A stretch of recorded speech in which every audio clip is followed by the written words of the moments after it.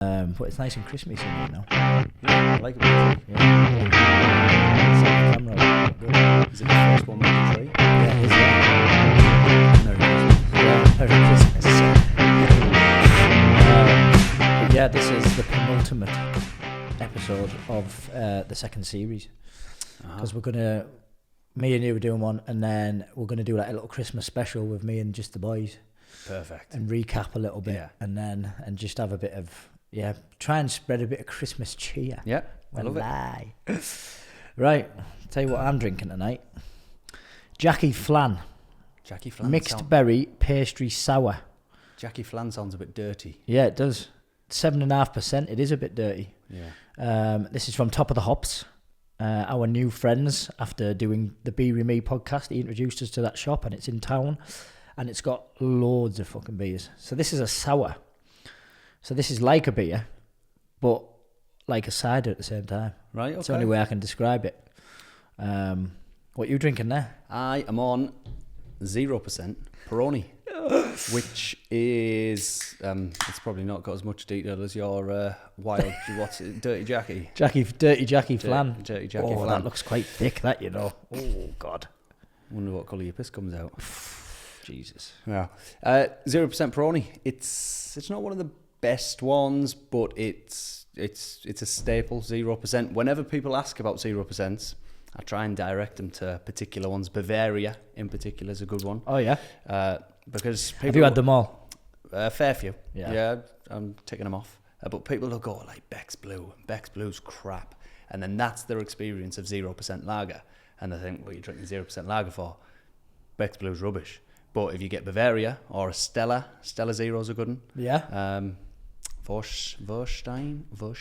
Oh, yeah. Good one as well.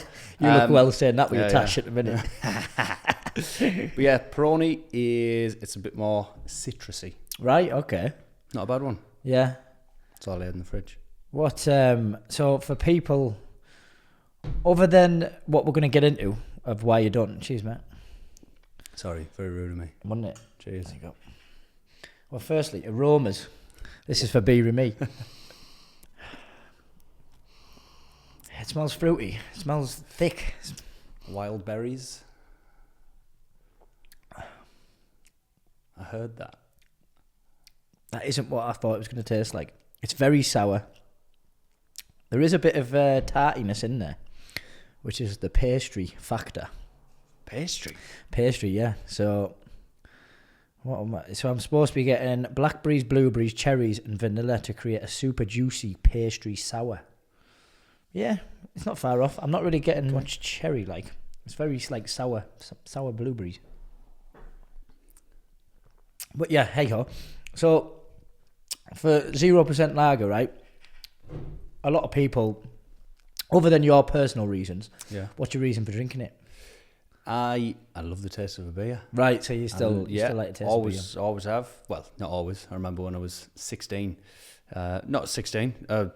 13, 12, 13, going to Tall Trees. Oh, yeah. Stealing the John Smiths out the fridge before going to Tall Trees, and that was disgusting. What a topic that is, by the way. Tall Trees.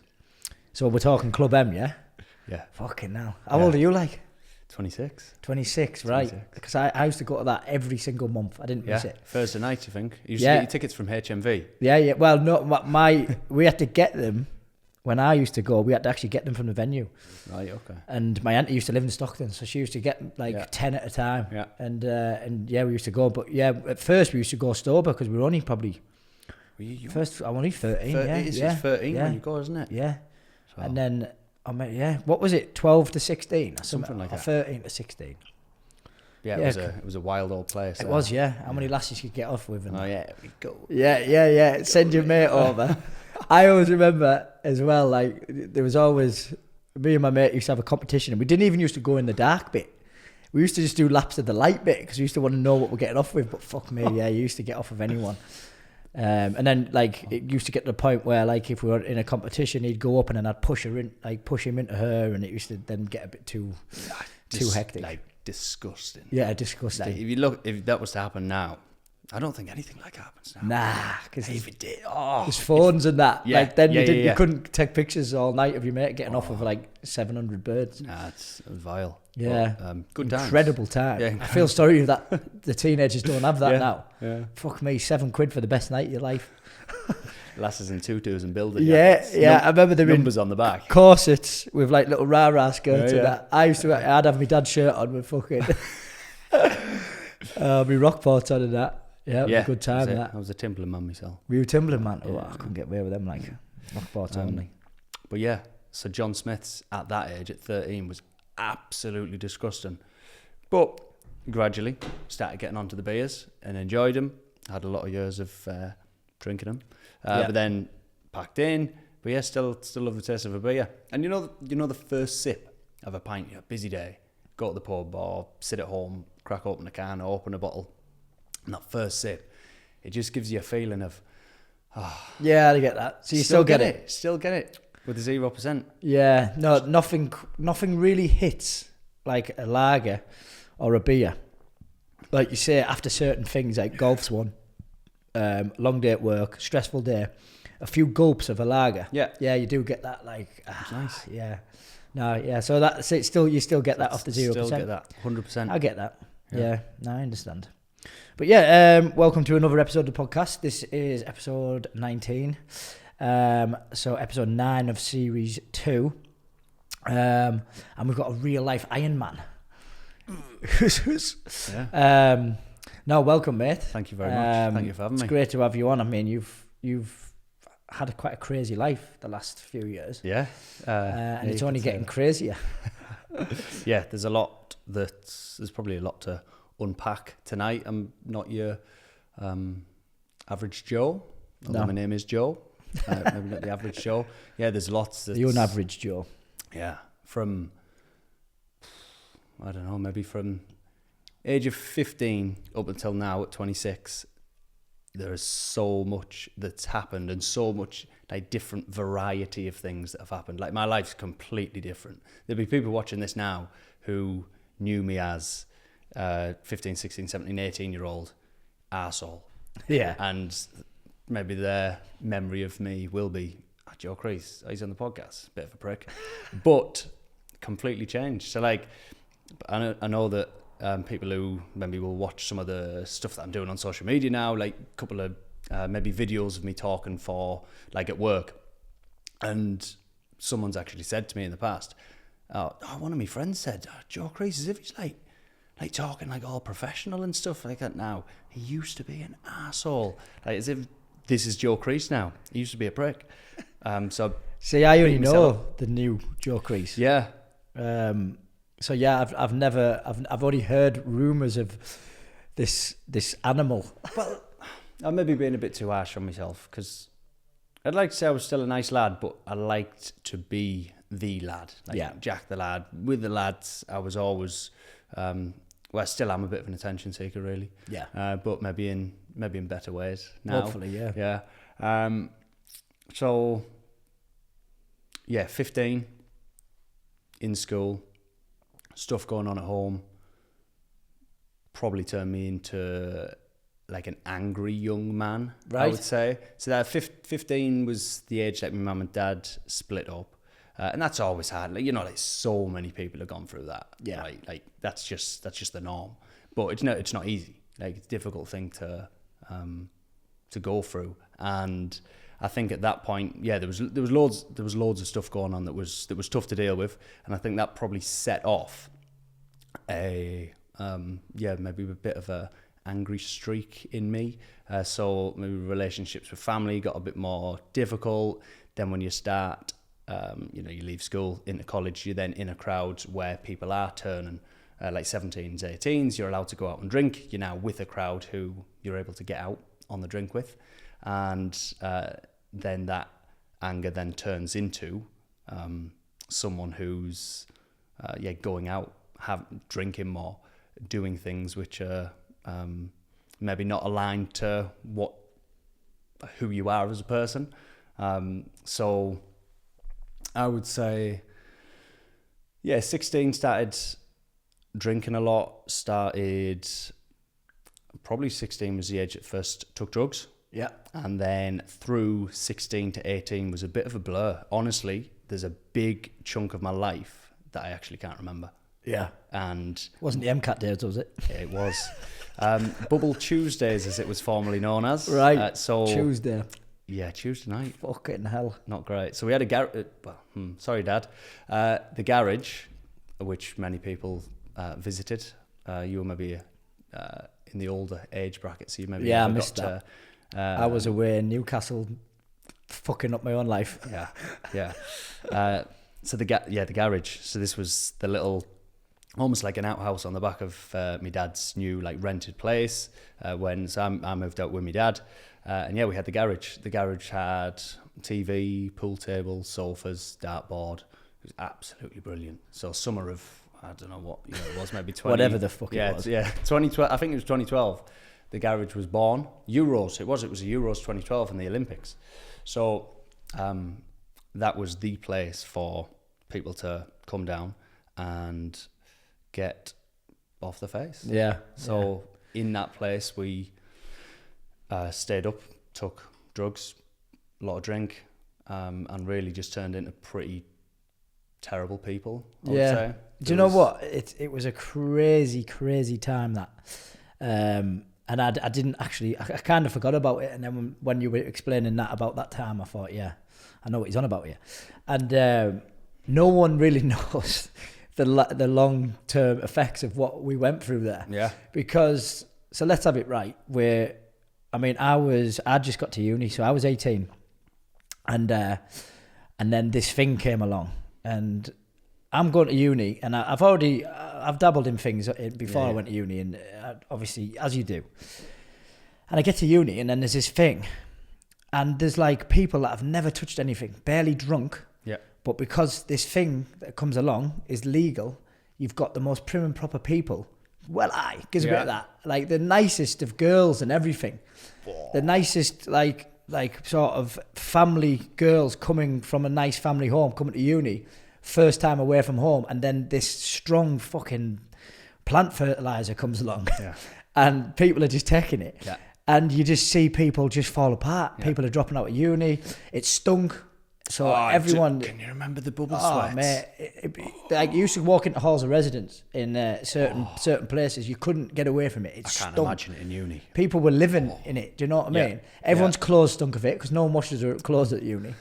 And we just go through this 2-year phase because it dropped off after 2 years, wasn't it? It was just 2 years solid, and then it went away and never to be seen again. Is it still a thing? I think it's still a thing. Not that I know of anyone who has it or anything, but I think it's still out there. Shame on you if you do. Shit, leave that shit in the past. But yeah, I mean, everyone did it. Yeah. It's simple as that. Because it was legal, it didn't matter.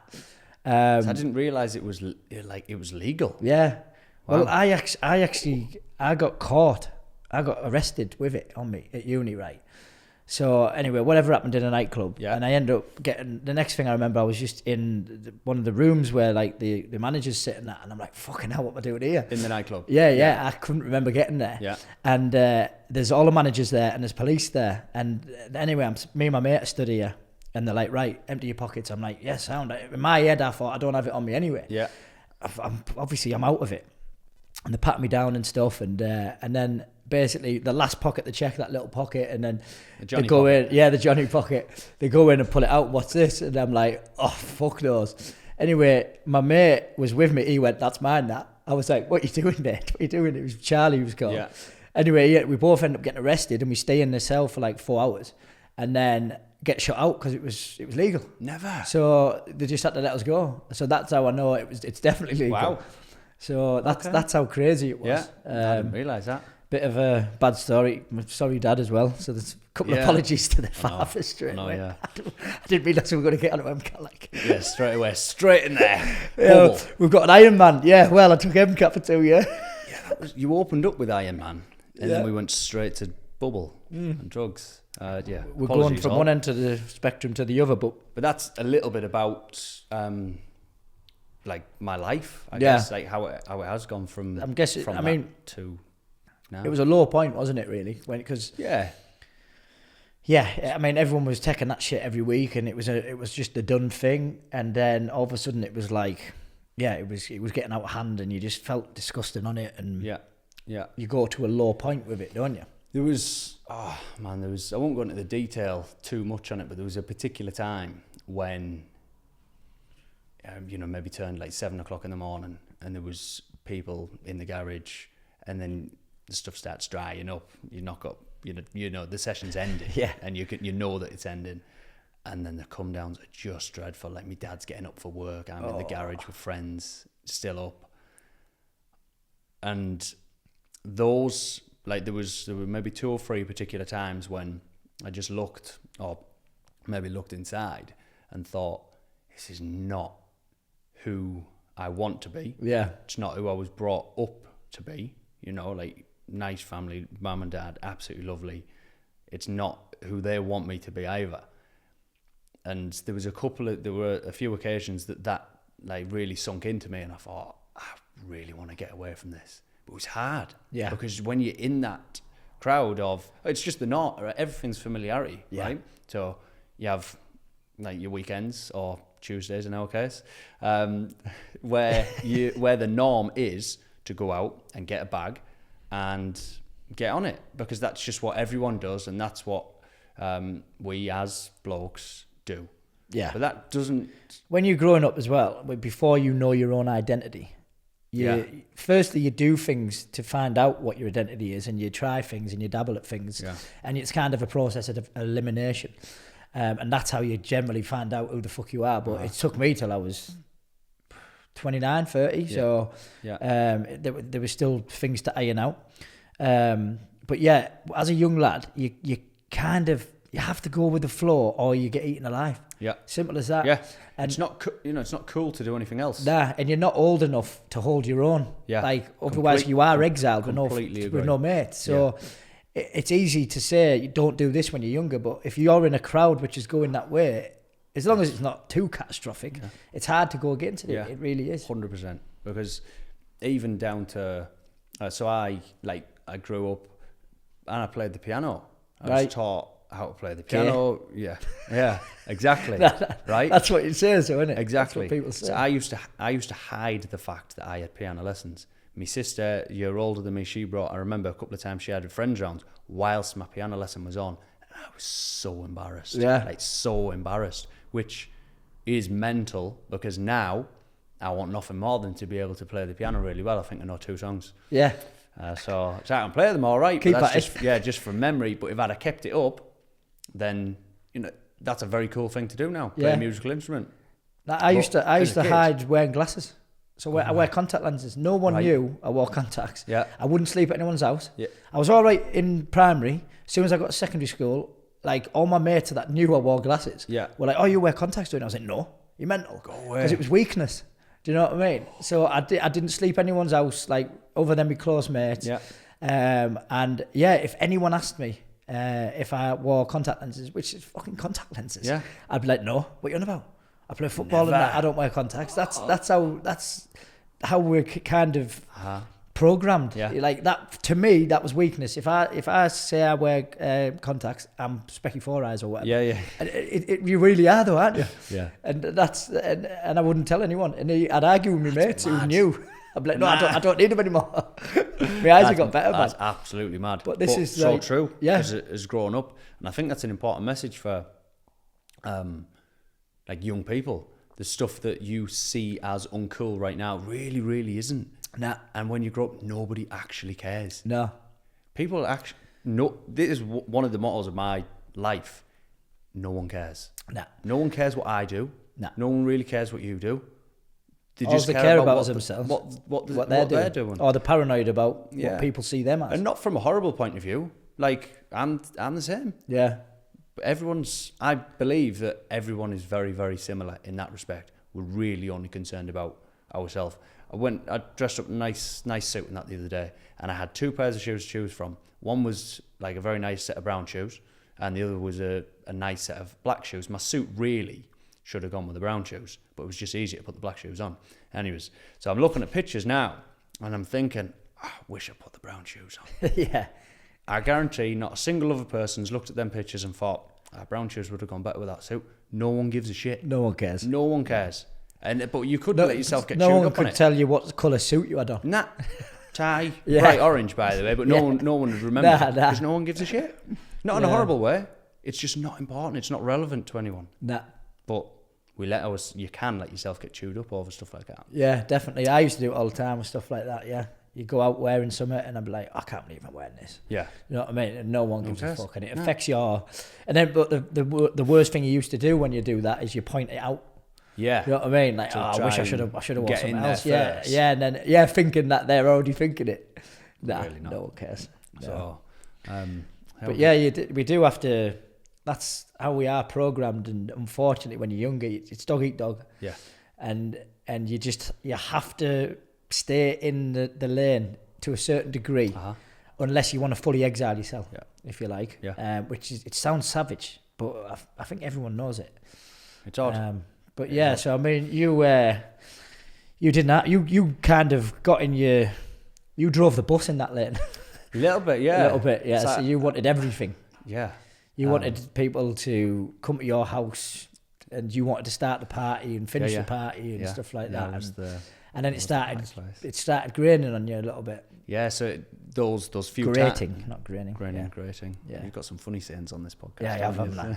They're completely fucking wrong as well. Yeah, love it. I just get my words wrong all the time. I point it out though. Yeah, shouldn't point it out. No one cares. No one cares. No one's picked up on it. That's one thing.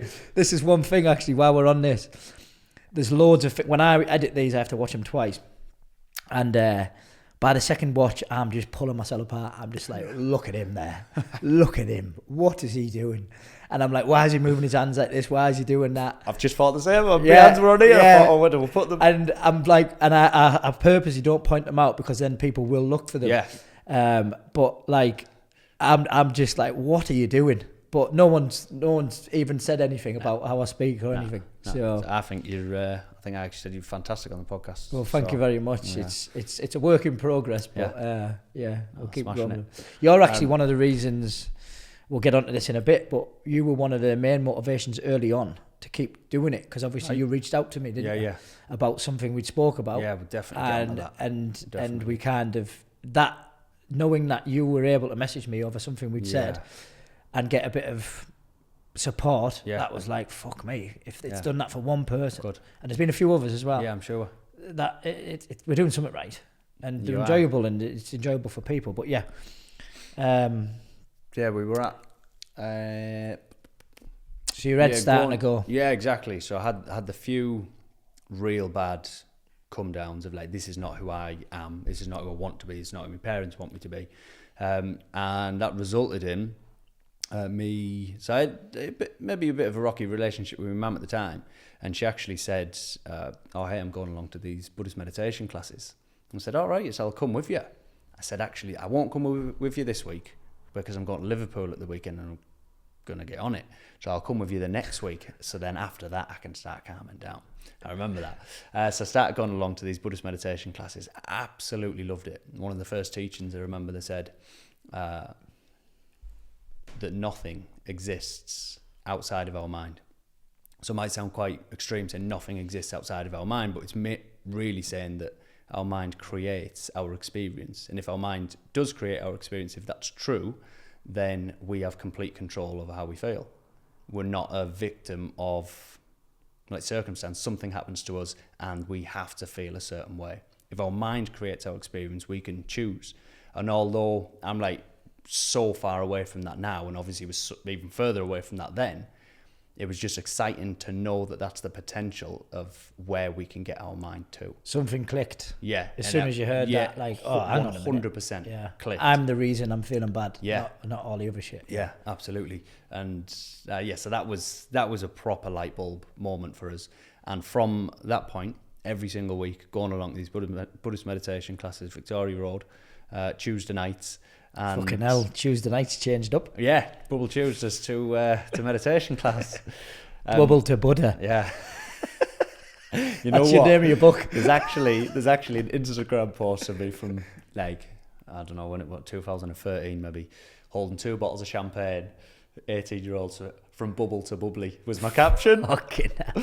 Yeah. So yeah, that's From bubble to Buddha. Yeah. From By Joe Crees. bubble to bubbly to Buddha. Yeah. Yeah. With that picture on the Yeah. front. One hand a bottle of champagne, one hand a Buddha. Oh God. There's your book there. So that's started going along there, and then from there, I really wanted to change. I wanted to progress along this like journey of like the Buddhist teachings, and one of the things that I'd wanted to do for a long time was go out to Australia. Now, going out there meant a few things for us. I could fulfill a dream of wanting to go to Australia, and also I could get away from what I was like in the cycle of sessioning, partying every single week. So I booked one-way ticket out to Australia in Perth. It was February 2013, and I stayed out with an old school friend, Carl Wiggum. Thank you very much, Carl. Keeping me while I was there. Moved out there, took myself away from all the sessioning. Lo and behold, when I get there, I'm not drinking every week. I'm not taking drugs every week. There was still little bits of that, but it was getting less and less and less, significantly less. Drugs are expensive out there, man. Yeah, they are. That's the main reason. That's one of the reasons. They don't have bubble out there. Whilst I was out there, I was going along to the Buddhist meditation classes there as well. Now they're of the same tradition, so the classes would like identical replica of what I was going to here. So absolutely loving that. Where I was living at the time, I was not enjoying an awful lot, and Carl, if you're watching, you won't mind me saying this. They liked very loud drum and bass music in the house at all times. Drum and bass, no good to me. Holy shit. My God. Jungle. So that was disgusting. That was horrible. They smoked a lot of weed in the house as well. So stoners and loud drum and bass music was a recipe for disaster for me. Yeah. So I was looking to get out. Vacancy opens up at the Buddhist Centre. So I move in. So I'm now living in the Buddhist Centre. I'm surrounded by Buddhist nuns and monks and Buddhist people. So we are very influenced by the people who we spend our time with, right? So I'm spending a lot of time with all of these Buddhists. And This is fucking crazy, really, because you've gone from your garage with that people, and then all of a sudden you're in a Buddhist centre. Yeah, with fucking... I can't even imagine... the type of people. Are we talking like actual monks and stuff? Yeah. Monks and nuns, like with the robes on, shaved heads, women with the shaved heads. Is it a nice place? I imagine gardens and... It's beautiful. No, it's actually, it was just like a normal house. It was a nice house. Right, okay. It was a normal house, and on the back of the house there was an extension with a like big meditation room, so like huge massive shrine with like loads of Buddhas on, and within that room that's where they did all the classes. But I just lived in a bedroom to myself with an ensuite. I think there were 6 others who lived there as well. Just normal. What, English or? Yeah. All or Australian. But yeah, just normal people. Yeah. Some of them with robes and shaved heads, but still just normal people from like Western backgrounds. Brought up Australian or English.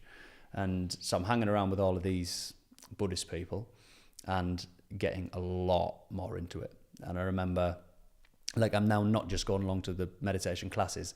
I'm now going along to the prayers. So they have like daily prayers there. They make offerings to the Buddhas like every single day. I'm getting into that now as well. I'm saying, can you show me like how to do this? And then I'm absolutely loving it. So just the feeling that I'm getting from doing it, like it might sound weird making offerings to Buddhas, like pouring bowls of water like to the Buddhas, which is, I get it, sounds weird, but like the feeling in my mind of like peace and just love that I was getting from doing all of this stuff was incredible. That's what I was going to ask. How did you? So when you actually sat in this, so are they saying the prayers out loud? Yeah. So they're like chanted prayers. So they're like chanting. So you all sat cross-legged, I'm imagining. On chairs. Yeah. Some are on the floor cross-legged. Someone's just sat on chairs. And you're kind of chanting these prayers. Yeah. Like, how do you feel at that moment? Connected would be the words that I would use, and connected to the people who you're with, but also with, I don't want to sound too weird, but with like... You've passed that, mate. I'm already past that. So the statues that are on the shrine, right? So Buddhas are Buddhas were normal people. So there's lots of different Buddhas, and they were people, just like you and I, but they've perfectly trained the mind to become an enlightened being, like someone who is perfectly like free of all negativity, and they've got the power to bless and make changes and impacts on people's lives. Now, like particular people who went really, really far with it will get the title Buddha. We've got statues of all of those people or Buddhas, and what you're doing in the prayers effectively is almost inviting the living version of them to the space in front of you. Now, when I say connected, you feel physically connected to, or spiritually connected to, a living Buddha. And the feeling that you get from that is feeling cared for, feeling protected, feeling like you have got the like the power, the ability to control your mind, and they're helping you to eradicate like negativity, like anger, jealousy, getting rid of those negative qualities, and they're able to impact you to help you improve all your relationships, improve your own relationship with yourself, improve your relationship with others. No, I get that. I do get it. So the act of doing, like sitting there doing the prayers, I get it. Sounds weird, especially like Northeast, like Darlow Lad. It's weird, but the feeling that you get from it's incredible. But that's it. Is it miles different to meditation? Not really, because it's like meditation, you're connecting with yourself and your surroundings. So, I mean, meditation's a much more accepted thing now rather than the thought of people praying, I think. Yeah. But I kind of get, there's been a lot of things I've done recently where I get moments of clarity, but also connection rather to myself. Yeah. But especially I feel connection to my future self as well, which is one of the massive things about this, where I feel like I can see my future self, and when I connect with my future self, I feel like that person's got my back. So I feel like that's kind of a similar thing that you're connecting to 100%. Spiritually. And knowing that there's this positive energy in the room that is then able to make you feel like that you've got support or people with you. I mean, I don't think there's nothing wrong with that. Not at all. Like I remember when you first said that to me, that was another light bulb moment for me. Like I'd never really thought about like your future self having your back, like your best friend. Right? Like there's actually a phrase in one of the prayers called, and they're talking about some of the qualities of Buddha, and say unchanging friend, supreme unchanging friend. And it's a little bit about, and that's a little bit like how you're describing your future self. Right.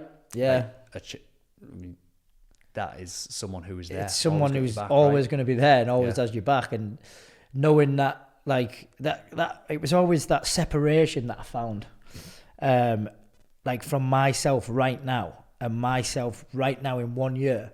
That's 1 year of experience that my future self has got above me. So like it's hard to explain, but like a better version of yourself. A more advanced version of myself, waiting for all the things that I do up until that day that then he can take care of. Yeah. Do you know what I mean? I love it. And I can just pass all that on to my future self, and that's how I kind of look at things now. And that, like when you say like if you can't have your own back, who will, kind of thing. That's what I see. I see my future self has got my back. Yeah.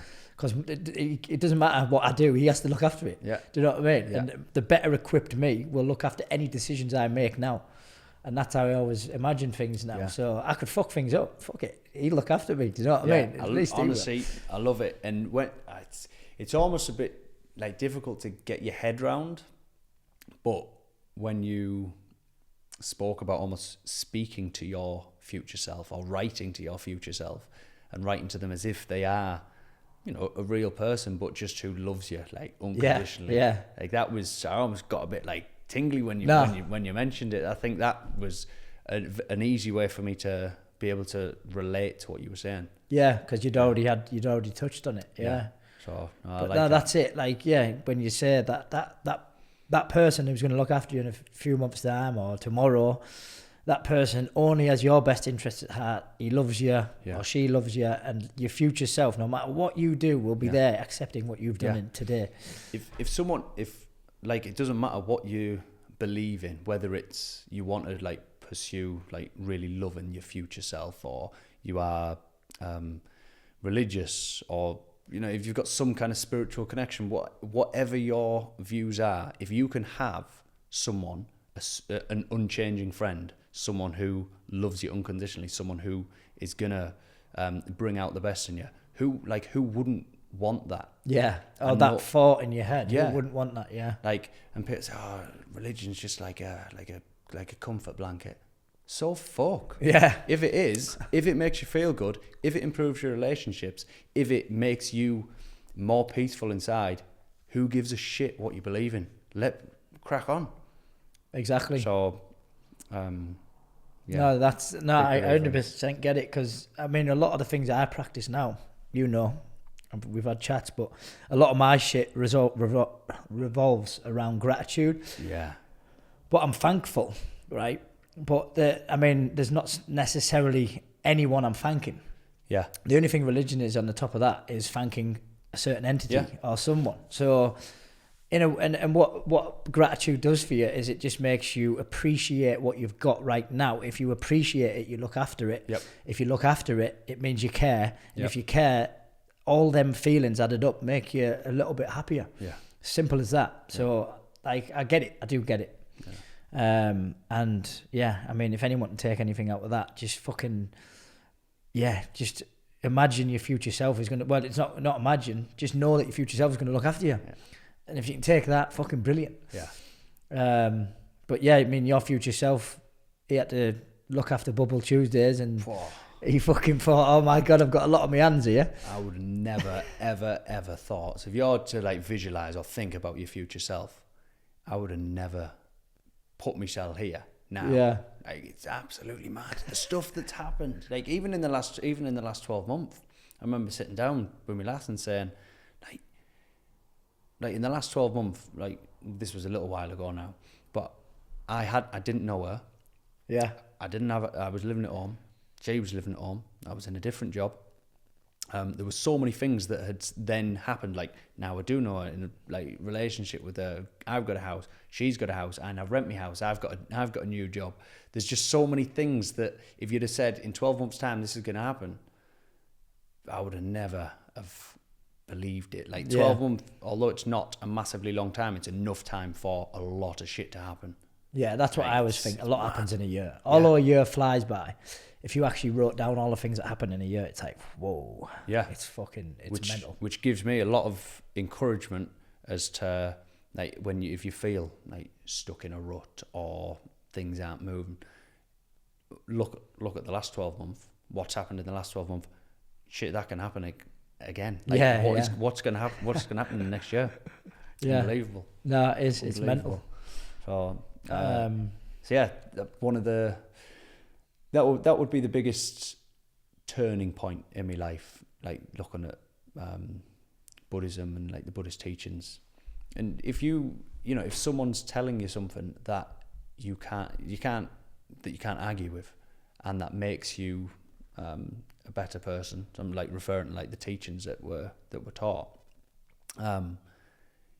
You then build up trust in that thing or that person. It might be like a relationship that you're in, or like with like a friend or partner, or in this case with a religion. If someone's like, or teachings, if someone's telling you, or a coach, if someone's telling you something again and again, which is improving your life, making you happier, making your relationships better, you're gonna latch onto it. You're gonna follow it.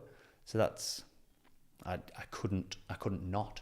Yeah. And in the last, since all the COVID stuff kicked off, like my like connection with the Buddhism probably hasn't been as strong. But this, like, over the last maybe 6 months or so, it's been something that I'm like desperate to really try and like find that connection again. Yeah. Sometimes life speeds up and it's hard, isn't it? It's like anything.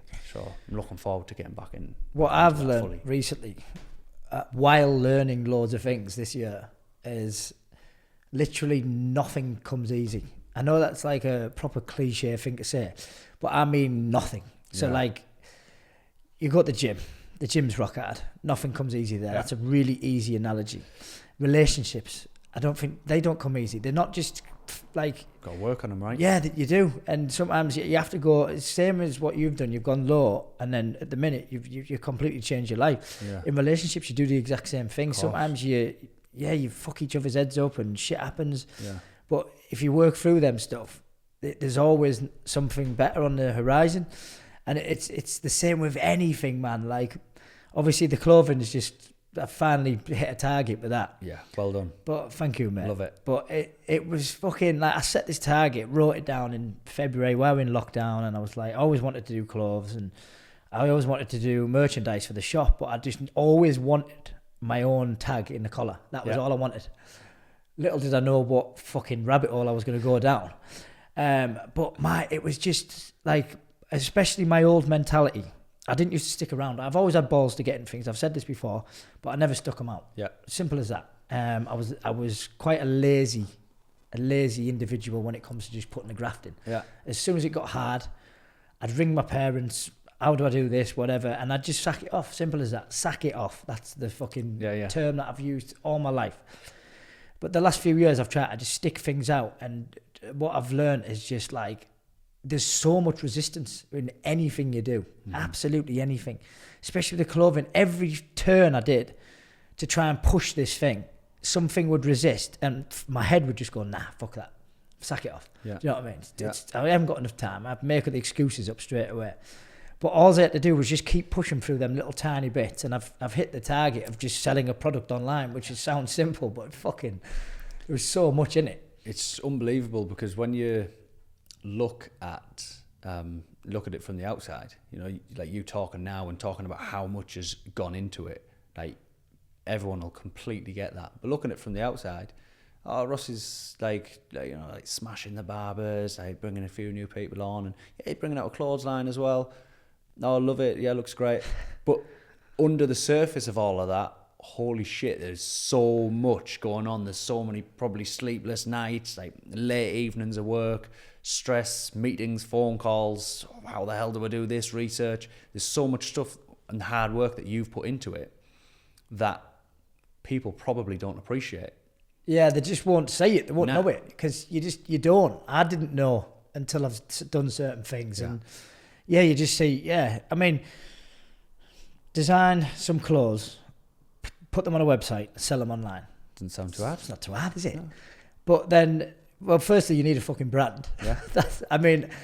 Try and think of a name for something. But that's another thing I've learned is that things become things. You just need to get the ball rolling. Yeah. And then the clothes, I don't know where they're going at the minute. I had my one target to sell it online. I mean, I started off with, I just wanted it like big logos and kind of gym wear. And then I got talking, basically got introduced to the woman who manufactures now, and her shops were a bit more designer. I was like, oh, fuck it, I'll do designer. Yeah. I just rolled with it because I knew I just needed to get this product out online in people's faces, and then it will become something. Yes. I haven't got the manpower. I haven't got anything to get it to the next level, but I'm pushing it no matter, regardless. And it will become something different. I know it will. It's like the barbershop. It was basically Peaky Blinders when we started. The logo was like that. We wore fucking flat caps, trousers, brogues. I was at that time. That's what I liked. And now we're wearing streetwear and fucking beanie hats. You know what I mean? So I know things just they become something. It's a takeaway from that. Just do something. Yeah, exactly. Like, yeah. It's not a... If you want to do something, just do it. Yeah. And our slogan now is make it possible. And that sounds like, whatever. Nah, that's just become what I've had to do. Yeah. To get even, nothing's massive yet, but just to get here, I've just had to make things possible with no knowledge. Yeah. With the clothes, if you wanted to do the clothes, if you don't do it, if you don't make it possible, who the fuck else is going to do it? Yeah, exactly. Like, you've got this idea in your head. Who else is going to do it? Yeah. So I love that. Like, there's someone who says, action is not a spectator sport, or not a spectator sport, or improvement is not a spectator sport. You can't just sit there and expect something to happen, or watch a couple of videos and expect something to magic itself up. You've got to roll your sleeves up and actually do something. Yeah. And you have, and you've smashed it. Yeah. So, no, genuine. well done, mate. No, It's thank you, really, mate. really good to Thank see. you. And it's just, yeah, it will be what it be. Like, I'm going to sort of redirect my targets now, and hopefully within the new year, just kind of give it a bit of a push. But at least I've got that target, what I wanted to, just to get to this fucking, I feel like it's like when people think about going to base camp at Everest. Yeah. Base camp seems like an easy thing. Yeah. And I feel like I've just got to base. No, I haven't even got to base camp yet. It's about a 10-day hike up to It's a base camp 10-day as well, hike. isn't it? It's 4 or 5 grand. It's 5,500 feet. Yeah. Like, yeah, it's mental. And like, just to get to that point before you even fucking attempt the mountain, you've got all that. And I feel like that's what I've kind of got somewhere near, in the fact that I've got so much sorted for it, just to hit that first online sale and sell it to a stranger. Yeah. That was the aim, and it's just been resistance for a full year. Head fuck. Yeah. But it was nice. I celebrated it yesterday, and was it yesterday? Yeah, I think it was. And I just thought I had to, because I was just going to get on with my day, and I was just going to go to work, and I was going to just do my normal routine on a night, and go to work the next day, and it was just going to be another day. And I thought, nah, fuck that. So I've gone out and I've bought myself something, and I went for a meal last night. So it was like celebrated, and I've marked it. You know what I mean? So at least you, because that's another thing, you have to reward yourself. Because what's the point? Yeah. No, good on you, mate. Yeah, thank you, mate. Just as you're saying that there, thinking, you're taking, well, you've got a big goal. I mean, you maybe even don't even know what that Not full fully. goal is yet. I'll be honest. Nah, I haven't. To get to that full goal, you've got to take your small steps, which you've been doing. It's actually the screensaver on my phone. Yeah. You'll have maybe seen it. It's a ladder with lots of little rungs, and then there's a man climbing up to the top, and then there's a ladder with maybe 4 rungs, but they are very, very spaced apart, and there's a man stuck at the bottom, and he can't quite reach the top. He can't quite reach the first rung, and that's a little bit like. He's first, if you're only looking at the biggest goal, you're actually never going to reach it, and you're never going to be able to get to where you want to get to. However, if you are taking just these small increment steps, then this man's already halfway up, and he's got a very clear path to get to the top. Definitely, yeah. So I haven't even whatever the top is. I've got an end vision. Yeah. It's not a very specific one yet, which, like you say, my main goal was to hit yesterday's target. Yeah. And then I've obviously I've made a couple of steps to get there, and then my next step's up there, so I need to reprogram and do them little steps again. But 100%, anyone can dream something, but you have to really fucking understand how much graft goes into it. Yeah. And it just consumes you. It's every day. If you want something, you have to live and breathe it every single day, and it's another thing that people don't realise. But yeah, it's just fucking have a blast. Fuck it. Absolutely. But yeah, so when you out in Australia, how long did you do? 15 months. You 15 months, yeah. Did you do farm work? Nah, I just lived there, because I moved into the Buddhist centre, I then became part of this community. Right. I just lived there as a resident. How long for? So in total, I was out there for 15 months, but I probably moved into the Buddhist centre after the first 4 months or so. So yeah, I lived there pretty much maybe for the best part of a year. Right, I didn't know you did that long. Yeah, best. So the last month I went over to Melbourne, but for the first 14 months I just lived like a resident. Have you been teetotal since then? Pretty much, yeah. So I started drinking a lot less while I was there because there were less opportunities to drink.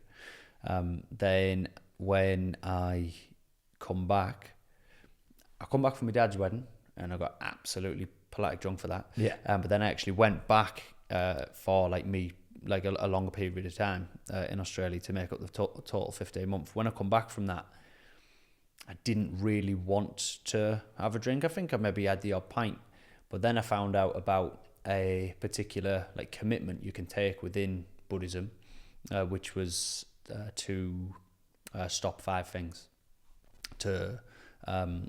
which was killing, which might seem daft, but insects. Oh, right, okay, yeah. So killing, stealing, lying, committing sexual misconduct, so cheating, going with other people who've got a partner, and then taking intoxicants. I was like, What is that? The set 5? that's a 5, yeah. So you can't just say I'll do 3 of them. It's like No. you do 5 or none. Yeah, I mean, you can do whatever you like. Like the beauty of Buddhism, or of life in general, is that you can do whatever you want. You can stick to whatever morals and rules that you wish, but having someone to hold you to account for it, I think, is very, very important. So me being able to, I wanted to take that commitment, and I'm held to account by, people who know that I've taken that vow, and no one's gonna tell me off if I break it. But I'm not gonna do any of those things. Yeah. So that, I mean, it was just when I got presented with the opportunity, like to do that, I thought it was a big ask. Like, am I really never ever gonna drink again? But then going through it practically in my head, what benefits am I getting from going out and having a drink? It costs a lot of money. I'm a tight ass. It makes you feel like shit.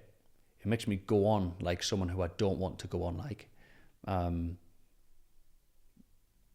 There weren't really any benefits to me actually going out and having a drink. I understand why people do. I completely get it. But for me, there were just no benefits for me to keep doing it. So I just said, right, that'll do.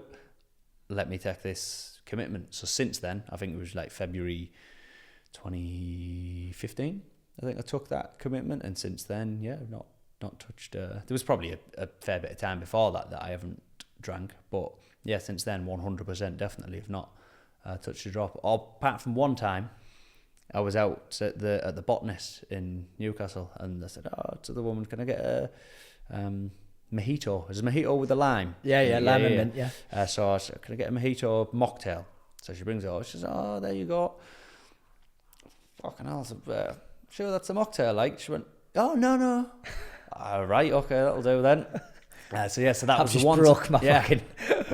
I'm going to hell. Yeah. So that was the one time that I did actually take a little sip. But yeah, it's all about commitment. Yeah, so it is a major commitment, but you've felt pretty good since then. Yeah, absolutely. Yeah. And I've made a decision I am now someone who... Keep that a bit closer, yeah. Like, I've made... A bit more? Yeah, that's it. Happy? Yeah. So, I've made a decision. Now I am someone who doesn't drink. Once I made that decision, oh my God, it became so much easier. So there wasn't the possibility of, when I'm down the pub, do you want to have a drink? No, I'm all right, thanks. Because I am now someone who doesn't drink. And that's, I mean, the not drinking, I don't think that's in itself that meaningful. But that opened the door to, what if I can then make the decision to, I don't get angry. I'm now someone who does not get angry. So when something difficult conversation presents itself, and I'm not saying I'm here, by the way, but I think that it's exciting to know that you can get there, is I'm now someone who does not get angry. I've made the decision that I do not get angry, so I'll deal with the conversation in a however you want to deal with it. Or, substitute anger or substitute drink with whatever you want. If you can make a decision to do something or to not do something, I think it then becomes incredibly, very, very easy to stick to. I get you. Yeah. Because I mean, how many people make decisions and don't stick to them? Yeah. I mean, for me, man, fucking hell, I have a lot of things in control in my life, but not my diet. Simple as that. It's just, but it's like what you're saying there. When I commit to a diet, I don't commit to it. Simple as that. Like, I know when I commit to things. I know what triggers in my head. And with that, when I'm like, right, I'm going to start dieting tomorrow, and I'm going to do this, I'm going to do that. I don't eat bad, by the way, but I've never stuck to one for longer than 2 weeks. Yeah. Maybe even a week. But just saying, right, I'm making the decision now for the right reasons. Yeah. I think anyone can do it, but it's committing to it right at the beginning, right from the off. Do you think having someone to hold you to account to it helps? For me, I find that massively. Like, if I've not got some accountability, I just won't do it. Yeah. Just won't do it. I think it's wanting something enough as well, I think. Yeah. Like, I class food as a reward. Uh-huh. So after a long week or whatever like that, my takeaway or a nice bit of food, I class that as a reward, and I do get some decent. I do feel fulfilled out of it, which is an off it thing. Yeah. I mean, I'm not unhealthy, but it's definitely something that I haven't decided to take control of it yet. Yeah. But I love my food. Yeah. Simple as that. And but like you say, if you commit to something for the right reasons, and I mean, if I start to get overweight, I'd like to think that I'd make that decision then. Yeah. Because it would be for my health. Uh-huh. Do you know what I mean? But at the minute, because I mean, I go to the gym most days and I work fucking long hours, so it's kind of like, yeah, it doesn't hurt that much. Yeah. No, I'm with you. I'm with you on that.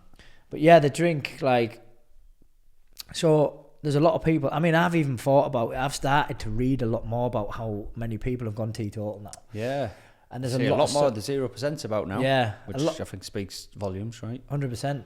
A lot of successful people have done it years ago. Right. And the last few years, I'm more aware of what it does to me and how unproductive it makes me as well. So like you start weighing up the pros and cons.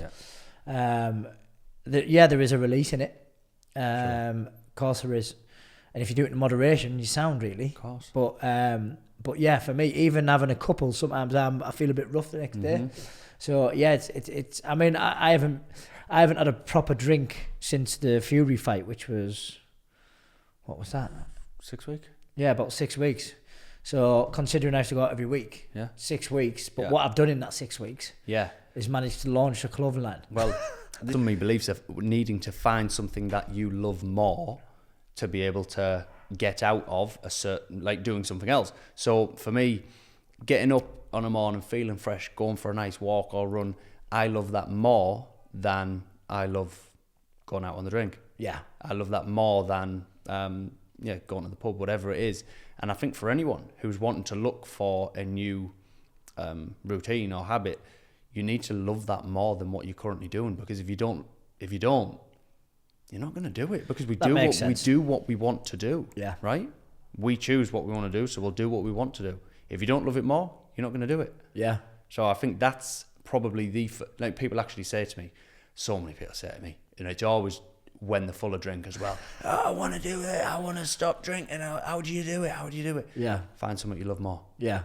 That's it, I think. Find something you love more and make a commitment. Be realistic with it. Like you say, if something outweighs it. So I really like my fresh Sundays now. Yeah.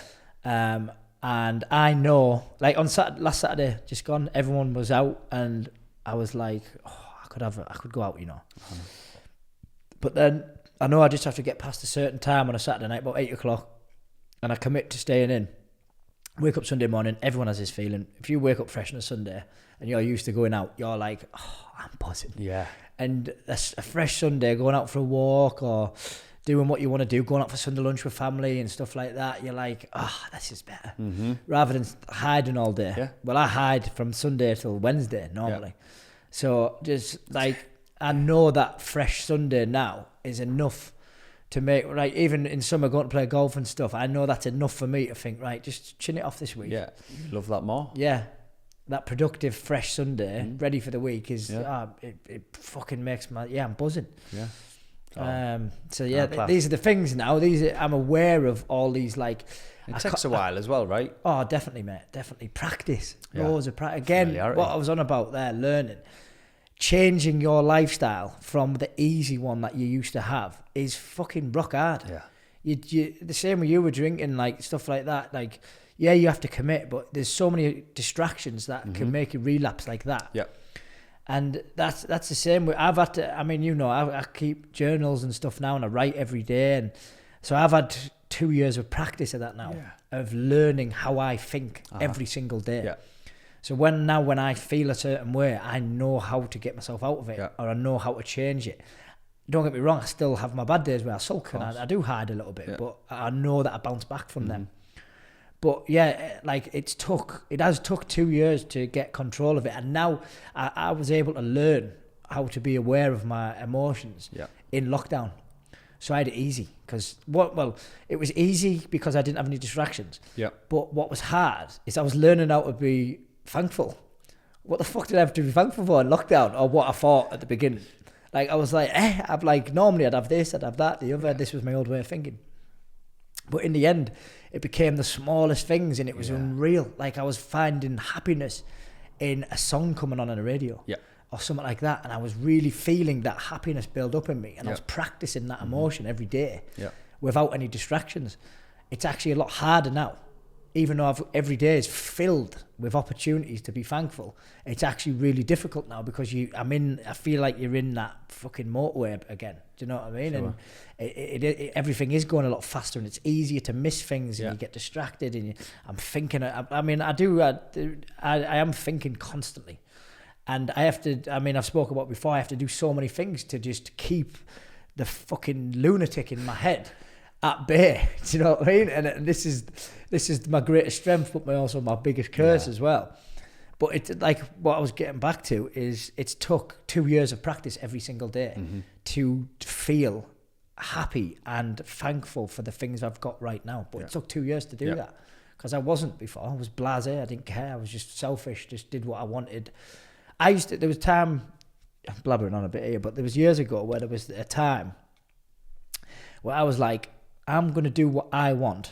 Whatever makes me happy, I'm going to do it, because it's my life. Kind of, it makes sense if you have the right sort of aims, but I didn't. Yeah. I just wanted everything easy. I'm gonna go to the gym, and I'm gonna go out every weekend, and I'm gonna work when I want, how I want, kind of thing. And that was my thought process. Yeah. Anything got difficult, I was like, nah, fucking, I'll sack it off. So it took 2 years to get rid of that sort of notion in my head. But it was what I always did. Everything had to come easy to me, or I wouldn't do it. Yeah.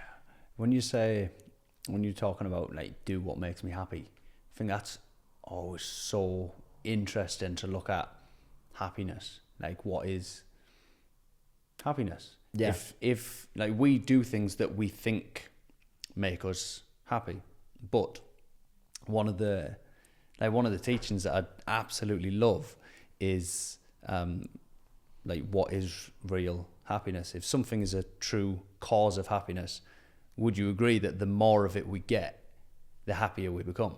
Yeah. Now, if it's a true cause of happiness, the more of it you get, the happier that you're going to get, the happier that you're going to become.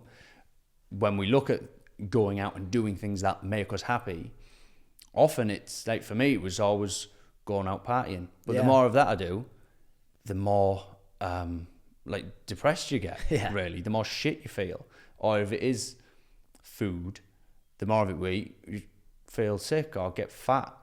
And what it boils down to in these, like, particular teachings is, like, a true cause of happiness is inner peace. Like, feeling peaceful in yourself, feeling like content, happy, peaceful within yourself. And I just simplified everything for me. Like, okay, the things that I am going out to do aren't actually making me happy. There's nothing wrong with going out and doing them things, but to be happy, the things that I should be putting me time and energy into is to feeling more peaceful. Yeah. So whatever you need to do to get there, to feel more peaceful, do that. Because that's the thing, that's the more inner peace that you've got, the more happy you are, right? No, I get that. I love it. I used to search for happiness. I used to do things because I thought they would make me happy. That was always my thing. Yeah. That's why I've traveled a few places in the world, but the reason I did it is because I thought, I know if I go there, I'll be happy. Mm-hmm. Do you know what I mean? And there was loads of that. But that's when you say inner peace there, it was like lockdown obviously took away all the carnage. Yeah. There was nothing left. Yeah. So that allowed a bit of peace. And then in that peace, I found obviously a few books and a few things that just triggered all these things that I knew I had it in me, but I just didn't know, I didn't have the knowledge or the sort of learning to figure out how to do it. Yeah. It wasn't naturally, it sounds bad, but I wasn't naturally thankful for my life or now. I was spoiled. My mum and dad fucking give me everything. And although I was thankful, I wasn't really. I just expected it in the end. For granted. Yeah, of course. And before I knew it, I was kind of in my mid-20s and I didn't feel much different. I Yeah. just thought, I just expected that happiness was going to come to me. Do you know what I mean? And I didn't know it was all already there. I had everything I've ever needed to be happy. Like, so that inner peace was, and I think if anyone, you ask anyone, what is their happiest moments, they're going to go to a time where they had the least distractions around them, and they're either on holiday or they're with the family at a certain point. They're doing something like natural, like a sport or walking or something like that. I don't think anyone's purest happiest moment is partying. Yeah, it might be. Correct me if I'm wrong. I reckon there might be some people message me go, definitely Elro filling that. Yeah. No, it won't be for them. I know it won't be. It's a different like. I think there's different kinds of happiness. Like there are like times when you're ecstatic or buzzing, maybe at a rave, something like that, and I completely get that. But I feel like there's a different, more content, long-lasting feeling of happiness that we all. I think that's the happiness that we want. I think that's what we're aiming for. Yeah. No, definitely. Yeah. But yeah, with all these emotions and that, how then did you turn it into becoming an Iron Man? Yeah, so the Iron Man, that was something to focus on, to stay committed to. That actually come about through all the lockdown, right? And in within the lockdown, I guess there was some. It was probably, in fact, it was actually just before the lockdown was my first proper experience of like feeling depressed. And I'll get onto the Iron Man in a moment. But yeah, I remember it was I think it was January just before the lockdown. Like, well, some of my family, my sisters in particular, like they have said in the past that they're maybe struggling with their mental health, whether it be like depression, anxiety, and I've always said, like, foolishly really to them, everything's created in your mind, which is right, but it's probably the wrong medicine for that particular thing. It's probably the wrong thing to say for that like particular ailment. And only in, like, I think it was January just before the lockdown, I got my first proper taste of feeling really, really depressed. And it probably lasted for a few weeks, and there was a couple of particular times when it was like super, super low, and I'd never been someone who's been like that.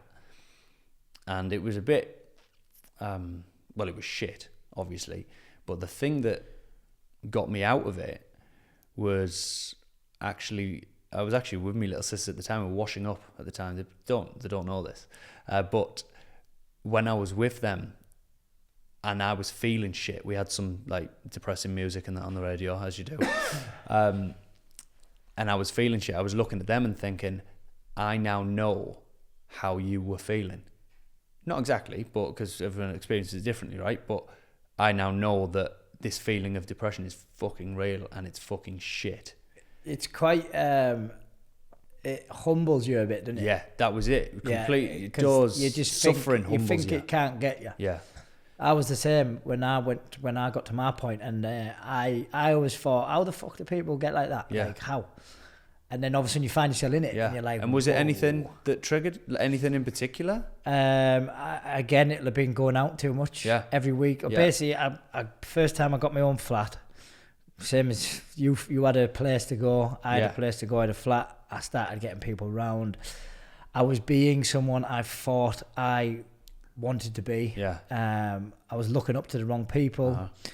I was doing things that I shouldn't have been doing. I made some bad decisions socially, and all of a sudden found myself in my flat by myself with no one around me, and I just thought, whoa. And I got that low that I went, shit. Like, I kind of found myself at this low point, but I didn't see myself getting there. Yeah.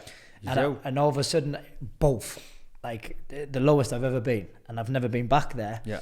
But got to that point, and it fucking shook me. Like, it did shake me. It's mad, isn't it? Yeah. And I remember looking back now, you can probably see the signs of you actually getting there. But Yeah. at the time, you don't. Nah. I remember just like, I was living at home at the time, and I remember we just sat like having like meals on the night. It was just like, not engaging in any of the conversation, just looking like blankly. And I can actually almost see myself doing that right now. Like I'm actually looking at myself right now doing that, and I can see how I got like the steps that I was taking to get there.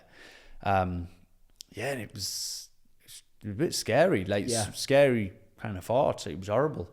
I was saying the thing that got us out of it was realizing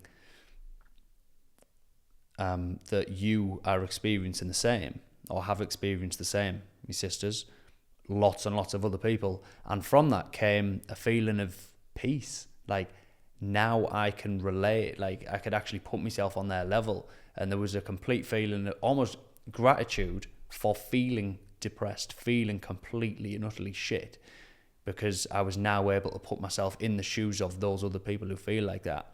And from there, I don't want anyone to feel like that. Like that's horrible. So from that very moment, and I remember that exact moment, I've never got, from that point, it's gone up, up and down, but never down to that point. I know what you mean. Ever again. It's the same as me, and I kind of get you as well, because there's actually, I don't know why, but I've become a bit of an ear for some people recently, and I think it's because, one, I give a shit. Like when you get someone talking to you in a certain type of tone, I'm all ears. Do you know what I mean? Like I can fucking give and take a bit of crack. Like it's the same as anyone.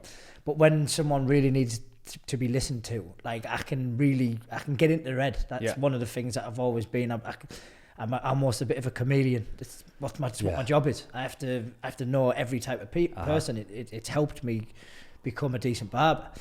I think exactly the same as you.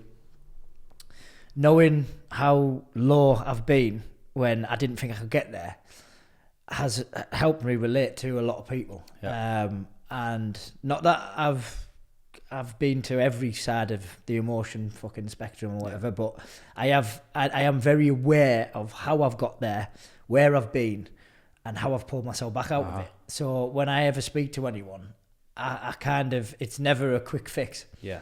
That's always the kind of the crack that I have with anyone, is that you have to take steps every day, but just know that it'll get better. Yeah. That's all you need. The main thing is that it will get better if you do the things, if you want to get better. Because if you're down and you're just fucking moaning about everything and you're just kind of going with the flow and you're not challenging it, then fuck, you're in a bad place. Would you say that getting your mind off yourself and onto others would be something that would help? Like, I mean, for me, that's what did help. Like getting my mind out of I am depressed, I feel shit, onto holy shit, other people feel like this as well.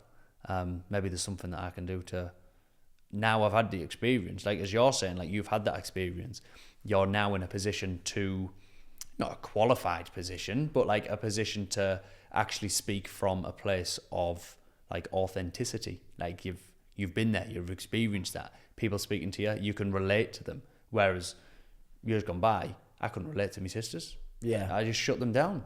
It's created in your mind. You're making it up. No, 100%. Yeah, until you've tasted that how low you can go. I think it definitely it just allows you to be a better person to listen to that person, or just to be whatever for them. Yeah. 100%. But it's fucking. Is that something to be grateful for? Being depressed. Yeah. Well. When you're looking at being like looking for things to be grateful for in your life, like people right now, like you pointed me towards like journaling and looking at things to be grateful for in your life. Yeah. There's fucking loads. Yeah. But if you're at a point where you're like completely low, completely shit, very, very depressed, can't see past anything, maybe this is something that can actually help. Like people who've been in that space as well now actually can see feeling grateful, like being depressed as something that they're actually grateful for, because that's 100% being able to give birth to you being a good listener, being a good ear, being a good person for advice for someone. Me being able to connect with my little sisters, being able to help with charity fundraisers and stuff for mental health. 100%. I suppose you can kind of put it down. It's life's resistance to you finding how to actually be peaceful and happy in yourself. So before you get to that point, you are going to have to go low. Yeah. You're going to have to, like anything, you're going to have to work hard at it. Yeah. Life's not going to just throw loads of fucking nice fucking happy events at you in a row, because in the end you're not going to be happy with them anyway. I think you're right. Find gratitude in depression. Fucking, right. If you can't find it in anything else, find it in that, because that's actually going to give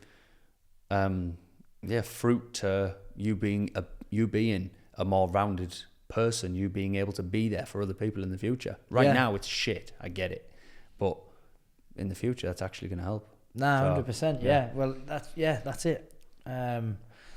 Finding like peace in chaos. I think it's almost not necessary, but everyone's gonna have the lows, ups and downs in there. But I think finding gratitude in that to then be a better person and be a better person for everyone else. Makes sense, mate. Makes sense. Right, Ironman. Yes, so that's where. What is an Ironman? So an Ironman is a triathlon, which is a swim, a bike, and a run. An Ironman is a particular distance, quite a long way. So specifically, your swim is 2.4 miles. So it's about maybe 200 lengths of a swimming pool. I was just about to say, 200 lengths of Bannon. Anyone listening, right? The last time you actually swam as fast as you could, one length. I bet it'll be like in school or something. I even did breaststroke the other day just for one length, mate. My fucking body's in bits. It takes you out. Honestly, swimming takes you out, Yeah. It's 2.4 miles. So that was an hour. That took me in the water. Then you've got a 112-mile bike. That's fucking off it, that, you know. Which is 7.5 hours on the bike. And then you've got... Do you have a couple of pit stops? So you've got you can stop whenever you like. I'm carrying a lot of food on me. I've got a little bike bag. I've got food in my back. I've got little like pockets in my back. And then there's a couple of there's one drink station, but you're doing 2 laps of the course, so you pass that drink station twice. So I've got a couple of bottles of Coke, sandwiches and Mars bars and all that at the drink stop. So I think I actually stopped and got off the bike 3 times. Once at the first pit stop, once at the second pit stop, and then once about 95 miles in to scream on the floor because my back was in complete and utter agony. Like, honestly, it was just, the pain was unbearable. I was getting the pain during a lot of my training, just right in the top of my back here. And the pain came about again after being on the bike for maybe 6 hours or so, and I just had to lie on the floor and literally screaming in pain. And people going past, "You all right?" Yeah, I'll just be a minute.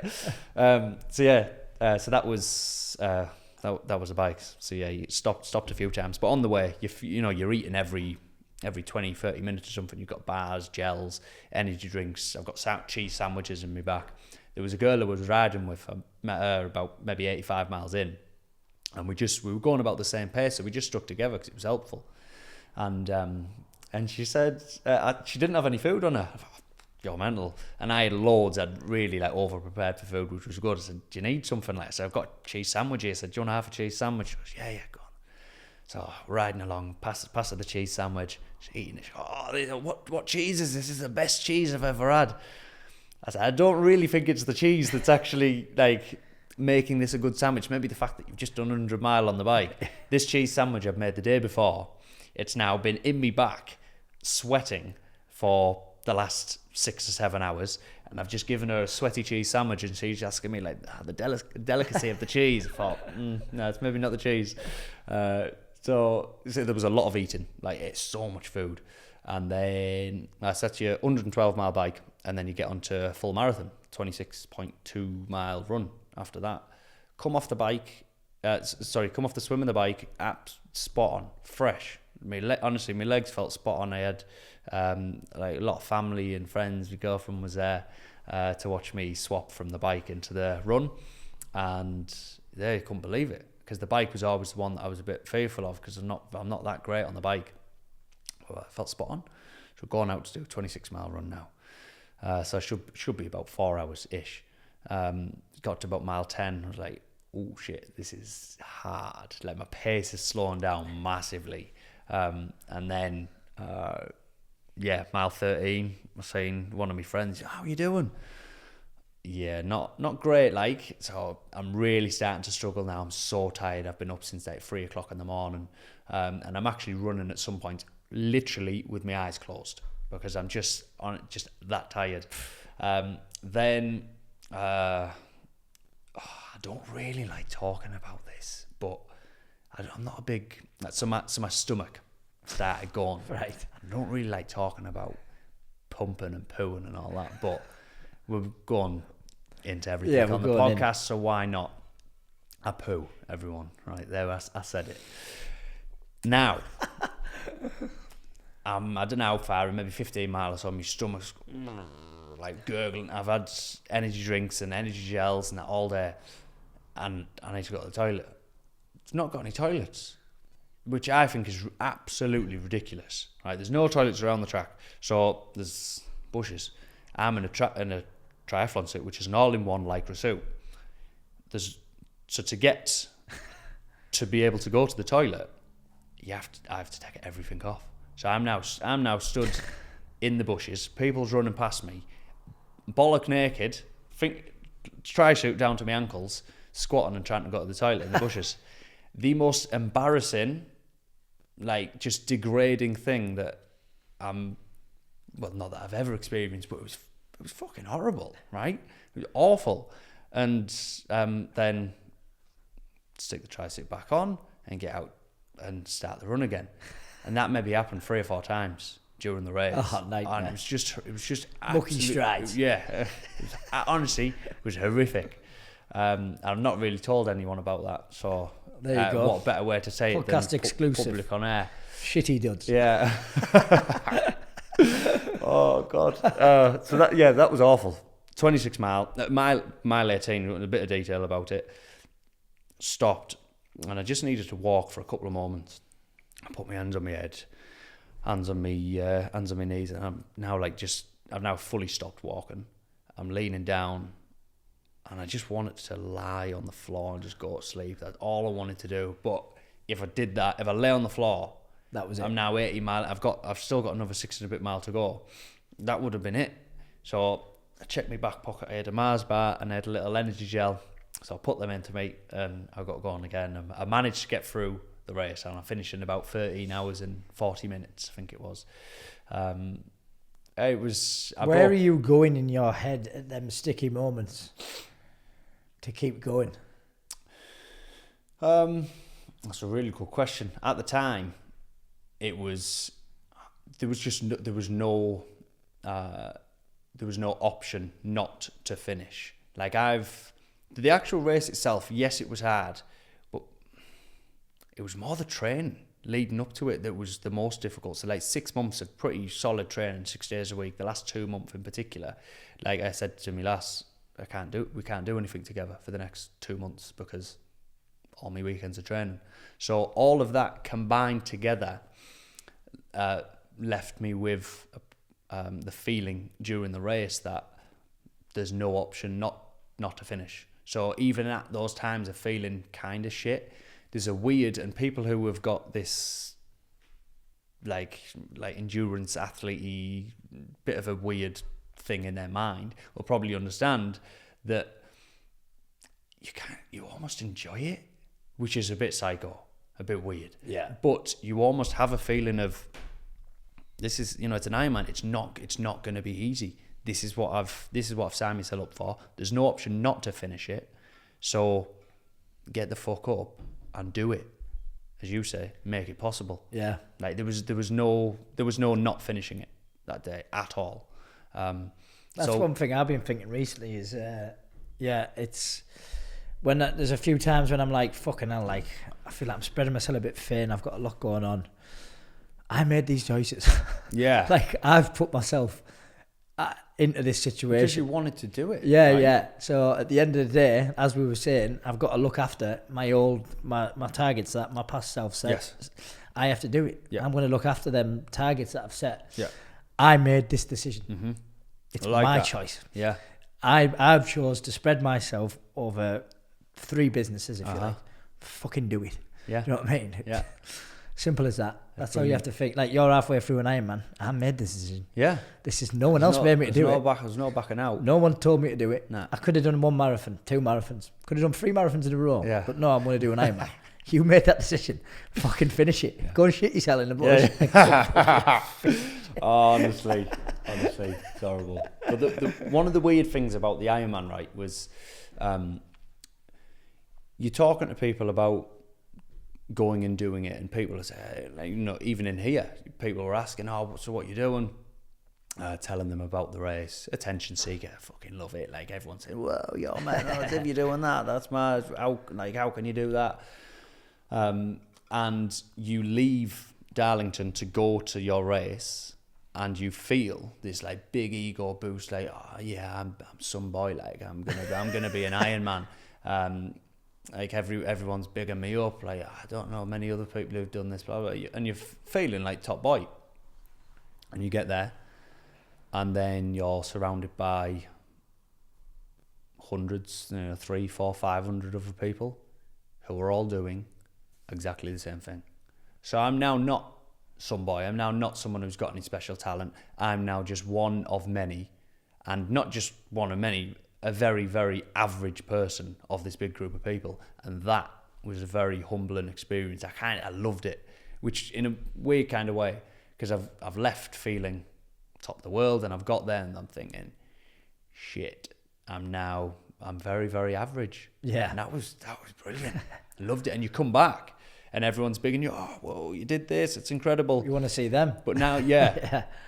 But my feeling is like completely changed. So I'm not like taken on board as much anymore. Like, "Oh yeah, some boy."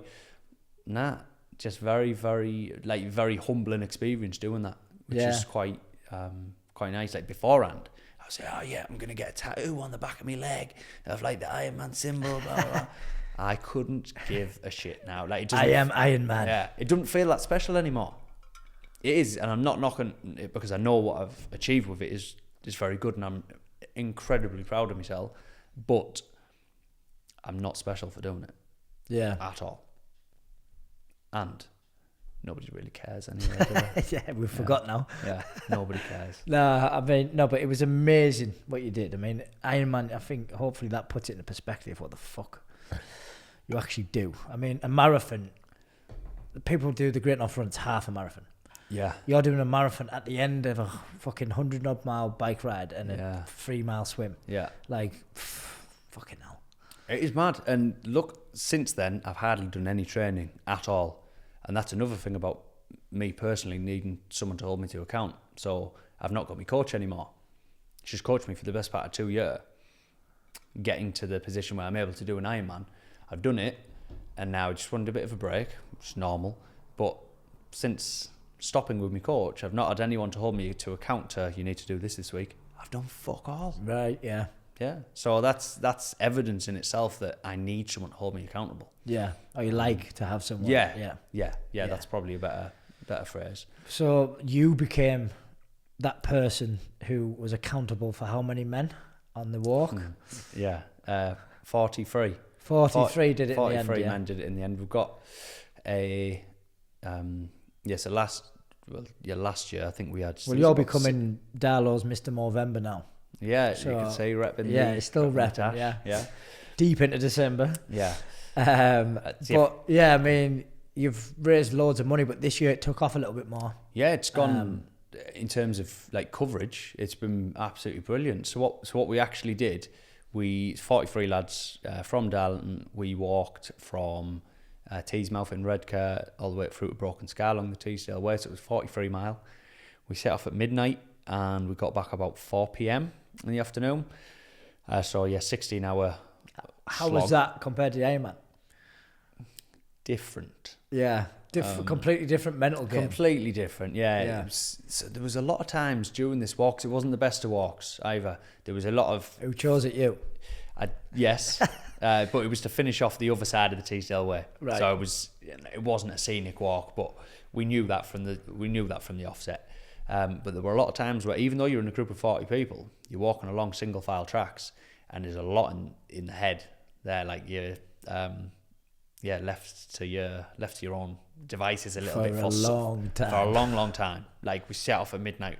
It doesn't get light until 8 o'clock, so we're walking through the pitch black for 8 hours, which is I know what was going through every single man's head. go on. What the fuck are we doing here? What the fuck are we doing? Why am I here? Yeah. Why am I in the middle of a field walking through bushes with a fucking head torch on Yep. with 40 odd men? Yeah. I'd rather just give 100 baht. Do you know what I mean? But some people did I that. did. Thank you. Take me money. But I'm not walking that. I'd like to. yeah. So the reason we did do it, and without a reason, why the fuck would you do it? You'd have to be mental. But we had a reason, and the reason was we were raising money and awareness for, raising money for the Movember charity, who focus on men's health. In particular, we were wanting to focus on men's mental health. So having that in mind whilst we're walking was very, very helpful. The particular stat that Movember have is that every minute, one man dies through suicide. Every minute. So 60 men every 60 minutes die of suicide, which is it's complete madness. And holding that in your mind, why the fuck am I doing this? Oh yeah, that's why, because there's a big problem that we need to try and help. Now, we're not the people to help that. The charity are the professionals, and they can put the money in the right direction to be able to help in the best way. But my hope, I actually got someone reach out to me recently, and he was very honest and open with us and told me that his 18-year-old son committed suicide, and he's now left without his son through linked to depression. He reached out to me and just asked, he said, oh, hey, like, he must have seen one of the newspaper articles and said, oh, what are you doing to help raise awareness in the Northeast? Like, I'd like to be a part of it. I'd like to know more and like to change how men view their mental health. And for me, I don't feel like I'm doing an awful lot, and I'm not really. Like, what we've done is brilliant. We've raised a lot of money for charity, but in terms of what that's actually doing to change men's mental health, probably nothing. But what I do hope from what we have done, and like what we are able to do or what we're able to change, is that if someone who is struggling, if someone who is feeling shit, feeling depressed, feeling alone, can see this big group of lads, not just the people who did the walk, but the people who supported the walk, the people who donated, this huge community of people now, they care about what I'm experiencing. They don't have I don't have the answers. A lot of those people don't have the answers. It's a very, very complex subject, right? But at least these people care. Like, we care about what people are experiencing, depression, anxiety, whatever it is, like bad mental health. And if someone can look at us and think, yeah, I am cared for, I'm not alone. There are so many cliche sayings I'm trying to steer clear of, because I say just them go over on a your daily head. basis now, Yeah. and I used to look at them and think, bollocks. Uh-huh. You know what I mean? But they're there for a reason. They are. Yeah. They're not alone. It's okay not to be okay. It's so overused, but it is actually so true. Yeah. Like, it's fine. And there are people who care about you. People like you're loved. Yeah. By so many people. So that was that man kind of reaching out to me, like, touched us really, and that's one of the benefits of the great attraction that this one, greater traction, not great attraction. Yeah. The greater traction that this walk brought about. We had radio interview thing, and then a couple of releases in the newspaper, in the Northern Echo as well. So that was able to get out to more people, and more people are talking about it, and more people are wanting to be involved in it. Yeah. So I don't think, because it's so complex, people haven't got the answers. But my message to people is, people care. Yeah. And that's what I want. That's a good start. Definitely. Who did you go on Capital, did you? Yes. Yeah, Capital. Is it my mate Martin? Is he Well, your no, friend, is he? Yeah. I say that now. I've been You It were in started you were in in the lockdown. radio, weren't you? Yeah, it started in lockdown. They were on about people doing home cuts. Right. So basically, he got in touch with me. He's from Darlow, isn't he? Yeah. Originally. And he got in touch with me and he was like, oh, would he come on and just talk to us about people doing home cuts, advice and stuff like that. So we're in the house. I'm living with my two mates at the time, and I had to do this interview on the phone and that. And I'm like, I mean, that was the first time I've ever spoke on something like that. So Were you sweating? yeah, I was fucking shitting myself. I mean, I still don't do it naturally now, but he's talking to me normally. He's like, right now, Ross, mate, all right, we're going to speak about this. And then all he goes, hello, Ross, how are you doing? I realised that's radio. I'm like, oh, fuck. I'm like, oh, yeah. But yeah, what was the first one? We were on about what people had offered me for haircuts, and I think it was 100 quid at the time. Go away. And he was asking people, like, what have people been doing and stuff like that. So we had a bit of crack. And then he rang me back a few weeks later and we did another one. And then I didn't hear from him anyway. And then it was when everyone was doing the Phil Fordens, the blonde hair. Oh, yeah. I had man done at the time as well. And he rings me and he goes, oh, do you fancy coming to bleach me on radio? I'm like, oh, fucking hell. So I was like, go on then. So anyway, I drives up and I'm on the radio a little bit. And then I bleach his hair and do this big thing. Because he lost a bet or something like that. Right, okay. And yeah, I go up and I do the full thing at the studio where people are watching and stuff like that. And it was like, it was good. But yeah, that was my sort of one hit on the radio. Fame. Yeah, a few minutes of fame. I love it. No, he's all right, isn't he? Yeah, sound proper radio voice. So I didn't know. Were you live on your calls? No. So I wasn't. I just wasn't sure because he was so radio voicey, and I was like, I didn't know how to play it. So I was speaking, and I wasn't sure if it was live on the radio. But obviously they edit it because I could turn around and say anything. Yeah. He obviously edits it up. But at the time, I was like 50-50. Am I live? Am I not? So it was a bit stressful. Like. No, it was. Yeah, I quite like the setup up there as well. I was like, oh, this would be good for a podcast. This. But no, yeah, it was. Obviously, I told my family and that, and everyone listened for a certain time, and that, like, oh, there's Ross there. Obviously, some people just randomly heard. Yeah. So they were ringing get us messages and off people on the radio. Yeah. So no, it was funny. But no, yeah, it got a lot more traction, this one, and rightly deserved. And now you've done some brilliant things there. And that's third year running, or is that the second? That's the second year. Yeah. So in terms of like money and that as well, we did about 13 last year. We did about 13 and a half, and then this year we've done nearly 11. So last year you did more than this year? Yeah. Oh, never. In terms of like money, we raised more money last year. I thought you smashed it this year. There was more lads doing it last year. So there was about 60 lads last year, and there was about 43 lads this year. So 13 and a half last year, and about 10 and a bit, nearly 11 this year. So it's about 24 and a bit grand all in a couple of years raised for November. Yeah. And they're over the moon. Like the charity, they've sent a couple of messages like thanking all the lads involved. In fact, about thanking people, I got a letter off the Gibbo MP. Peter Gibson sent a letter. That's yesterday. nice, isn't it? Yeah. Whatever people's political views are, that's not a political thing. No. That's the MP of Darlington sending a nice message to a group of lads who've done a nice thing. Yeah. So I know there's a couple of people who commented, it's not the view's not worth it. Well, actually, no, he's just a man who's sent us a nice message. So just leave it as that. Yeah, exactly. Leave the political things aside. He's offered his help and support for if we need anything for the future. Yeah, no, definitely. The lads are trying to get us to do it next year. Like, I'll have to see. Depends how far you're doing. People want to go up and up and up and make it harder and harder. But I don't see why. Like 20% of people didn't finish the walk this year. Right, yeah. I've seen 20%? Some videos of people walking very fucked up, gingerly. Yeah.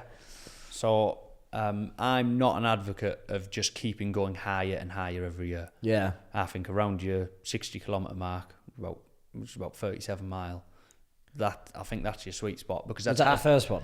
Yeah. I think that's hard enough for people to not. I think it's good that people don't finish it. Some people don't finish it, because then you can look at it and know that that's a tough challenge. Yeah. Because if everyone just gets through it and course through it, it's not going to be worthwhile people donating the money to charity for. You've got to do something a little bit out there to actually get the traction for people to say, holy shit, yeah, I'll donate for that. Yeah. Because if it's just some average, nobody really cares that much. Yeah. So, I reckon about 60k will get you on it. We'll see. Yeah. I'm aiming... I don't know whether to say it. Go on. But I'm gonna like running so fucking now. I used to be quite fit. Always played football. Yeah. But then started going to the gym, lifted a few weights, and it just no running, no more. But I'm slimming down now. Yeah. I'm a bit fitter, and I've started running for half an hour solid. Oh yeah. Right. So that's massive for me. Yeah. So I'm building up. But me and Mark, I think, have said we're going to do the Great North Run. Class. So, but brilliant. Straight away, when I do that, I'm not doing it over 2 hours. Yep. So perfect. Straight away, I have to do it at a decent pace. Yeah. So ballot opens in January. I think. Right, in January. Yeah. Right. I'm going to have to do it because it's that, for me, half marathon is that far out of our comfort zone. Yeah. It's mental. It's just not what I've designed my body to be able to do for the last 8 years. Yeah, I'm wide. Gym, aren't you? I'm fucking wide. That's it. Didn't mean to puff my cheeks out there. I meant muscles. Yeah, big fat neck. Yeah. But like I'm coming down more into the athletic phase. Brilliant. Or skinny fat, whatever you like to call it. But yeah, we're gonna have Mark's up for it. Mark's an animal when he gets going. Like. Yeah, I can imagine. So yeah, I'll be buzzing to see him do something like that. So no, that's a good tag. My lass said the same actually. Yeah, she wants to do a Great North Run. I've heard did you do it last year? Yeah, they've changed it and there's a big uphill bit in it now. Well, that was I think bypass. just through COVID. I think they changed. So I think it's going to go back to normal next year. So they didn't. I don't know. It was hard, everything's changed. Yeah. But I think. I think that was just like a 1 year thing. So you went back on yourself. So you did 7 miles out, 7 miles back, something like that. That's 13 miles, so not quite right. But you went back on yourself, and there was a big uphill bit, but there's a big uphill bit in the other one when you run through South Shields. But people, it's just changed. People have complained a lot about this year, but I mean I've only done it once before, so I don't know the route that well. I didn't think it was that much harder, really. Yeah. To be honest. What times do you get in it?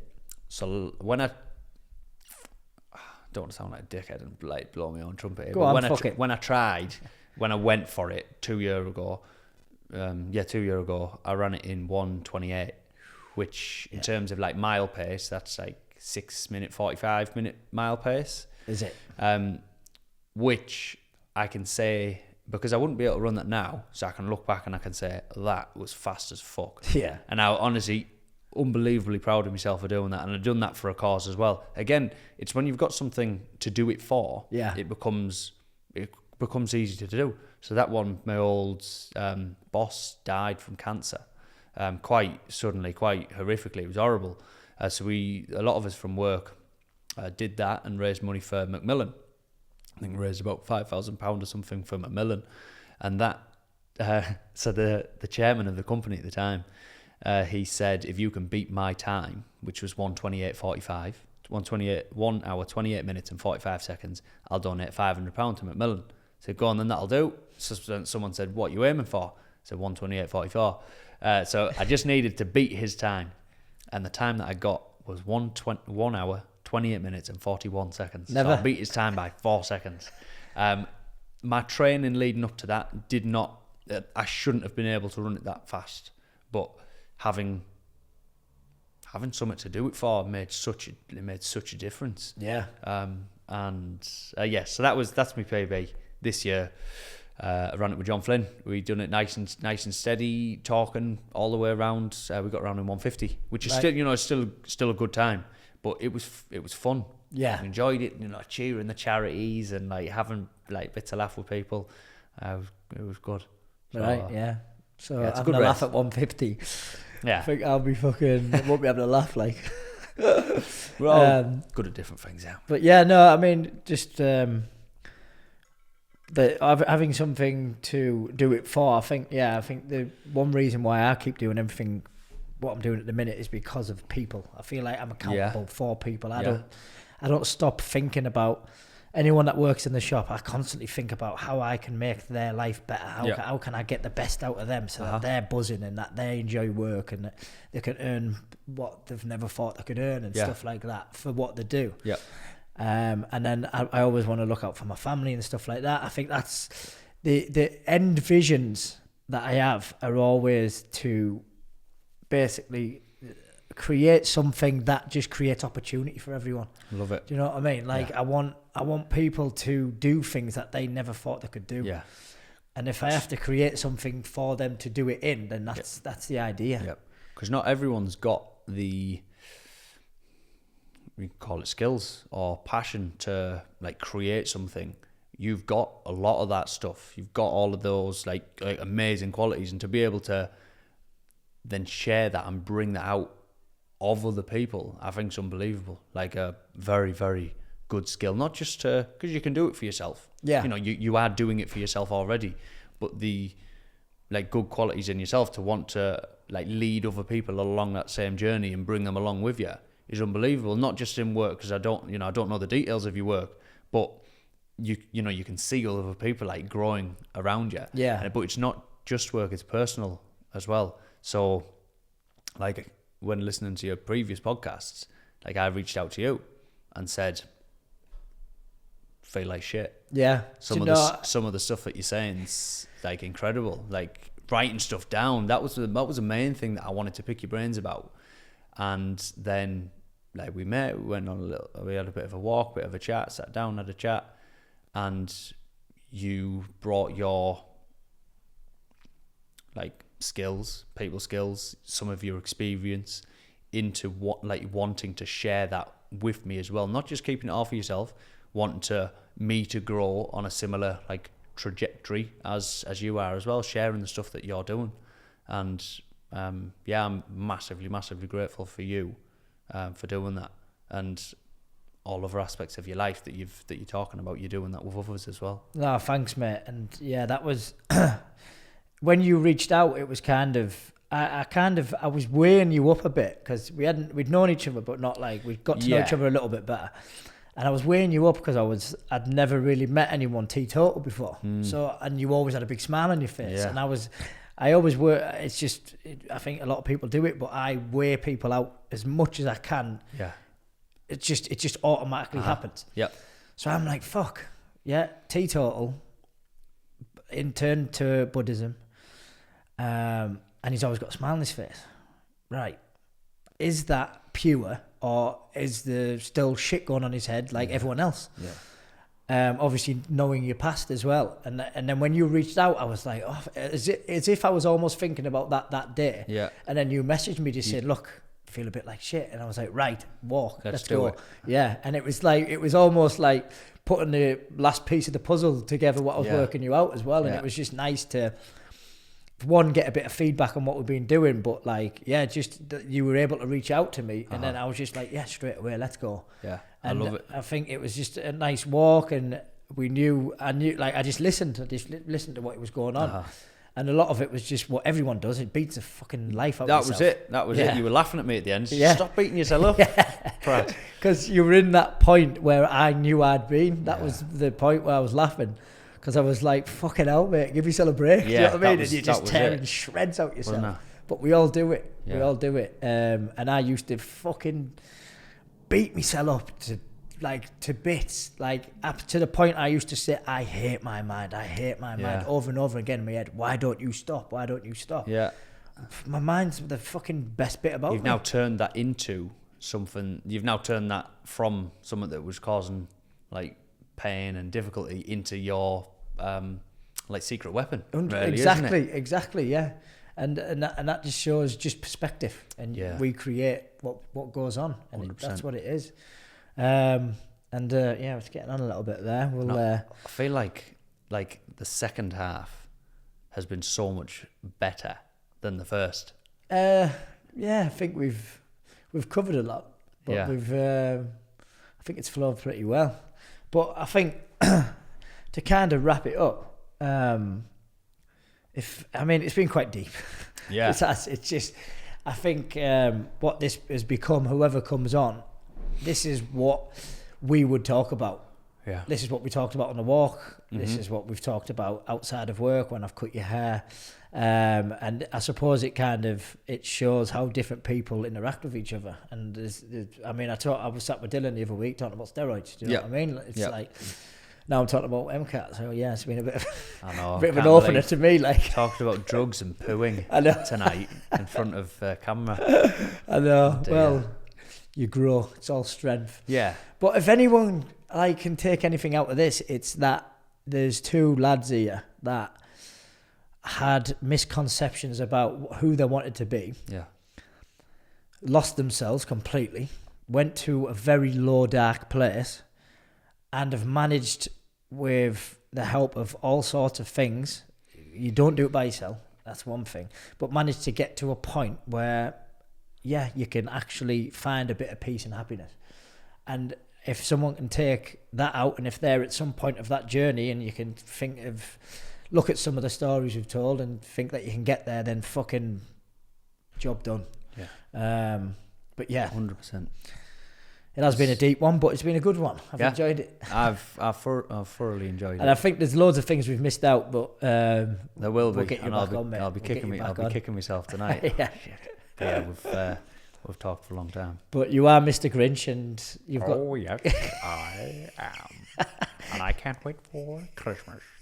So you've got plenty of work to do for Christmas. Fucking hell. I didn't want to put you on the spot with an impression, but at least you did one. A bit mental, my life, and I know we're wrapping up. Before coming here, I was dressed up as Spider-Man at work, recording video messages. How do you speak as Spider-Man? American. Oh, right, I struggle a bit more with that. Yeah. Hey guys, it's me, Spider-Man. What's up? Remember, you've always got a friend in me. See ya. That's how I end all my videos. Yeah. Yeah. That's Spider-Man. It's all marketing. It's all fun and games. Do Santa while I'm on. Yeah. Oh God. It's good. Well, hello, Ross. I know that you've been behaving very, very well. And your podcast is doing fantastic. Fucking Santa. Oh, yeah. I think I heard a phone call with you on that the other day. I was wondering who that was. Yeah. I was actually Santa. Yeah. But no, thanks for coming on, mate. Thank you. Look forward to see what you guys at Luxury Bed have got coming up next few months and that. It's nice to see you. Always doing well. And thanks, mate.